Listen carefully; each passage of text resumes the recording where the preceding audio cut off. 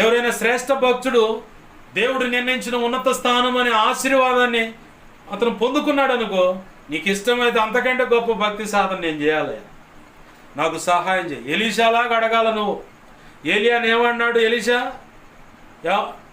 నా ఏలినవాడా, నువ్వు వెళుతున్న సంగతి బాగానే ఉంది, మరి నేను కూడా నీతో పాటు వస్తానంటే నువ్వు ఏం ఆశిస్తూ వస్తున్నావు అని చెప్పని డైరెక్ట్గా ఏలి అడుగుతాడు. నీకేం కావాలనుకుంటున్నావు నువ్వు అంటే, నీ మీద ఉన్న ఆత్మలో 2 పాలు నాకు ఇవ్వు చాలను. అబ్బో ఇది కష్టం కదా అన్నాడు.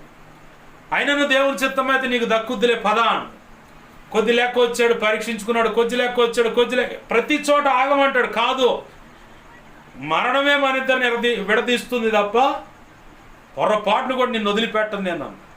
ఏది రూచమ్మలాగా, నీ జనమే నా జనము, నీ ప్రజలు, నువ్వున్న చోటే నేనుంటా, నువ్వు చనిపోయిన కాడే నేను చనిపోయి పాతి పెట్టబడుచాను, మరణం తప్ప ఏది మనల్ని ఎడదీయదు అని చెప్పని రూచమ్మ అంటది.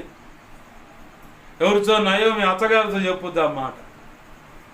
ఆ తీర్మానాన్ని బట్టి శ్రేష్టమైన ఆశీర్వాదం దక్కించుకొని ఆమె ద్వారానే, అంటే ఆ జీలుల్లో నుంచే, యోధా గోత్రం నుంచి యేసు ప్రభు వారు ఈ భూమి మీదకి పరిచయం చేయబడ్డాడు. ఆమెన్, హల్లెలూయా.